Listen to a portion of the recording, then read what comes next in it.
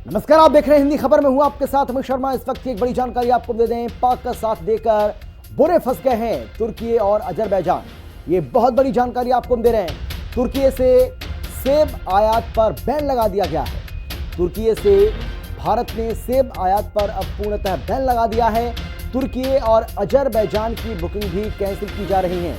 ये बहुत बड़ी जानकारी आपको दे रहे हैं। इस वक्त की बड़ी खबर यह है कि जिस तरीके से भारत और पाकिस्तान के बीच में अभी कुछ दिन पहले जो टेंशन देखने को मिली थी, जो संघर्ष देखने को मिल रहा था, उसमें तुर्की और अजरबैजान खुलकर साथ आ गए थे पाकिस्तान के। लेकिन अब इन दोनों ही देशों को इसका खामियाजा भुगतना पड़ रहा है। बड़ी जानकारी यह है कि पाकिस्तान का साथ देकर अब इन दोनों देशों को मुश्किल का सामना करना पड़ रहा है। तो किस तरीके से भारतीयों का क्रोध देखने को मिल रहा है और तुर्की का जबरदस्त तरीके से विरोध हो रहा है, यह आपको हम बताते हैं। भारतीय ट्रैवल कंपनियों ने इसका विरोध किया है और तुर्की अजरबैजान की बुकिंग लेने से इनकार कर दिया है।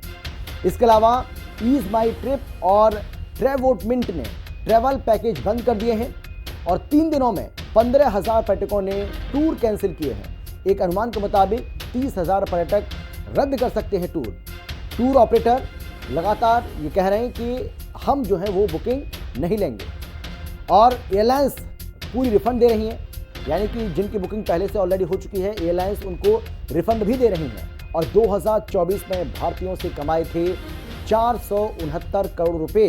और अब देखिए कितना बड़ा नुकसान यहाँ पर इन दोनों देशों को अब आने वाले समय में भुगतना पड़ेगा। इसकी शुरुआत हो गई है। यानी कि भारत से पंगा लेकर इन दोनों ही देशों ने खुद अपने पैरों पर कुल्हाड़ी मार ली है। और जो पर्यटक वहाँ पर जाते थे, जो घूमने फिरने के लिए लोग वहाँ पर जाते थे, जो मौज मस्ती के लिए लोग जाते थे, खासतौर पर तुर्की में और अजरबैजान में, वहाँ लोगों ने जाने से अब इनकार कर दिया है। उसका बॉयकॉट किया जा रहा है। और अगर आप सोशल मीडिया पर देखेंगे तो लगातार लोग इन दोनों ही देशों का बहिष्कार करने की बात कर रहे हैं और इसके समर्थन में वो ट्वीट भी कर रहे हैं कि बॉयकॉट करना है हमें तुर्की और अजरबैजान का, क्योंकि ये दोनों ही हमारे देश के खिलाफ हैं और इसीलिए इसका खामियाजा इनको भुगतना पड़ेगा। इनकी आधे से ज़्यादा कमाई वो हमारी वजह से होती है, हम हिंदुस्तानियों की वजह से होती है।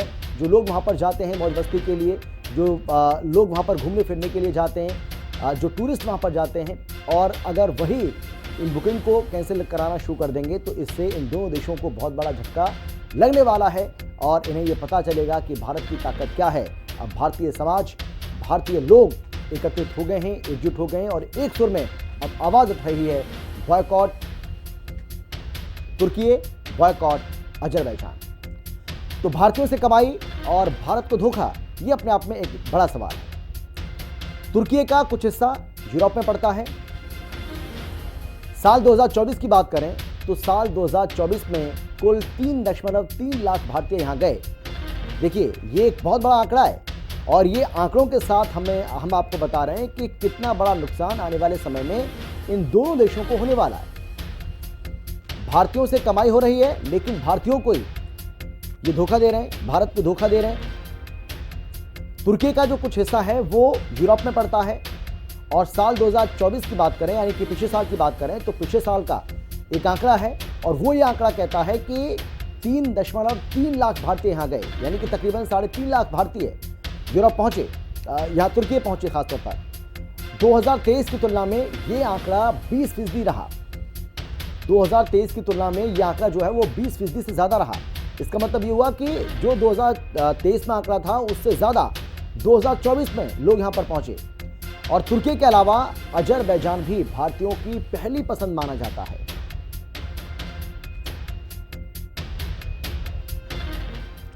तो जिस तरीके से हमने आपको बताया कि किस तरीके से अब लगातार यहां विरोध देखने को मिल रहा है, क्योंकि पाक का साथ दिया और अब ये इन दोनों देशों को बहुत ज़्यादा भारी पड़ता हुआ नजर आ रहा है। जैसा कि इसके पहले भी मैंने आपको बताया कि 2024 में 3.3 लाख भारतीय ऐसे थे जो तुर्की गए और ट्रैवल से तुर्की को करोड़ों रुपए की कमाई होती है। यानी कि ट्रैवल के जरिए इस तुर्की को करोड़ों रुपए की कमाई होती है। एक व्यक्ति का औसतन 85,000 रुपए का खर्चा आता है। 2.4 लाख भारतीय अजरबैजान घूमने गए। पिछले 4 सालों में 30 फिल्मों की यहाँ शूटिंग भी हुई और अब ये कहा जा रहा है कि अब यहाँ शूटिंग के लिए भी मना किया गया है। शूटिंग को यहाँ पर बैन किया गया है। यानी कि जो बॉलीवुड वाले यहाँ पर शूटिंग के लिए जाते थे, अब उनसे भी ये कहा जा रहा है कि आप तुर्की और अजरबैजान शूटिंग के लिए खासतौर पर इन दोनों देशों में नहीं जाएंगे, क्योंकि अब इनको सबक सिखाने का वक्त आ चुका है। इससे पता चलता है संकट के समय में कौन हमारे साथ है, कौन हमारे खिलाफ है, किसने हमें धोखा दिया, किसने हमारा साथ दिया, ये बिल्कुल क्लियर हो गया है। और इसीलिए खासतौर पर ये दोनों देश, हालांकि चीन भी इसमें शामिल है, लेकिन चीन उतना खुलकर सामने नहीं आया जितना तुर्की और अजरबैजान साथ आए थे। तो मुस्लिम देश फेल हो गए हैं। क्या ये ट्रंप का खेल है? ये भी अपने आप में एक अहम सवाल। सऊदी अरब के आगे गुहार लगाई थी और पाक की विनती के बाद अब्बास अरागची भारत आए। भारत ने आतंकवाद के खिलाफ एक्शन जारी रखा। आतंकियों की सफाई तक अमेरिका भी चुप रहा। दोनों सेनाओं के आमने सामने होने पर ट्रंप आगे आए और ट्रंप लगातार ये क्रेडिट ले रहे हैं। उनकी ओर से दावा किया जा रहा है कि उन्होंने ये पंचायत की, वो चौधरी बनने की कोशिश कर रहे हैं। लेकिन भारत कह रहा है कि आपको भारत और पाकिस्तान के बीच में, क्योंकि ये द्विपक्षीय मुद्दा है और इसीलिए किसी भी तीसरे को यहाँ चौधरी बनने की जरूरत नहीं है, किसी को भी यहाँ अपनी पंचायत करने की जरूरत नहीं है, खासतौर पर ट्रंप अमेरिका को। तो पाकिस्तानी ढाल ट्रंप की चाल, क्योंकि ट्रंप ने सबसे पहले सीजफायर का ऐलान किया। उन्होंने एक ट्वीट किया था, वो ट्वीट हमने आपको दिखाया भी था।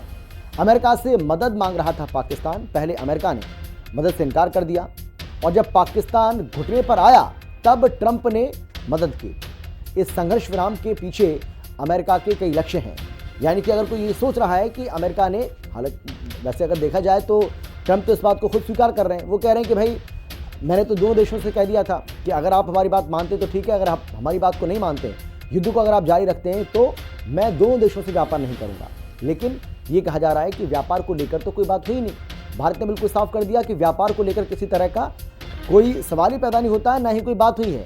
बस वो ज़बरदस्ती क्रेडिट लेने की चाहत रखते हैं, इसीलिए वो क्रेडिट ले रहे हैं। और एक बार नहीं बल्कि 4 दिन के भीतर, यानी कि पिछले 4 दिन के अगर उनके बयान आप देखेंगे अमेरिकी राष्ट्रपति डोनाल्ड ट्रंप के, तो 4 दिन के बयान ये बताते हैं कि 4 बार वो इस बात का जिक्र कर चुके हैं और लगातार उनकी ओर से क्रेडिट लेने की कोशिश की जा रही है। लेकिन भारत ने बिल्कुल अपना रुख साफ कर दिया है और रुख पहले की तरह है, वो बिल्कुल तटस्थ है कि हमें तीसरे देश की इसमें किसी तरह की कोई इंटरफेयर नहीं चाहिए।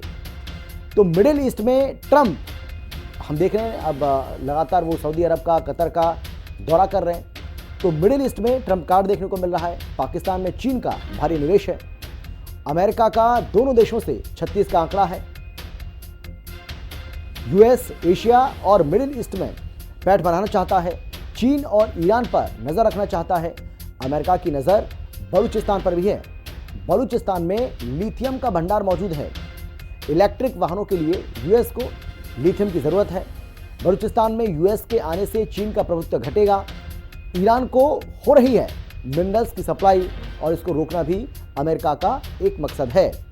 तो अमेरिका जो है वो एक तीर से कई निशाने साधने की कोशिश कर रहा है। आप समझिए, आप सोचिए कि कितनी बड़ी सोच अमेरिका की यहाँ पर इस वक्त देखने को मिल रही है और किस तरीके से वो सभी को साधते हुए इसमें अपना हित देख रहा है, वो यहाँ पर हमने आपको बताया।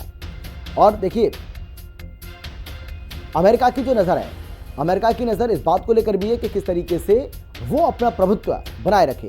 तो जैसा हमने आपको बताया कि पाकिस्तान में चीन का भारी निवेश है, लेकिन क्योंकि चीन के ज़्यादा प्रभाव में पाकिस्तान ना रहे, इसीलिए अमेरिका उसके ऊपर अपना हाथ बनाए रखना चाहता है। अमेरिका का दोनों देशों से 36 का आंकड़ा है। हम सभी जानते हैं इस बात को। चीन से तो इसकी बिल्कुल नहीं बनती है। वो बात अलग है कि अब जो टैरिफ वॉर हमें देखने को मिल रहा था, अब कहा जा रहा है कि दोनों ओर से आपसी सहमति बनी, उसके बाद दोनों देशों ने टैरिफ को एक दूसरे के लिए घटाने का ऐलान किया है।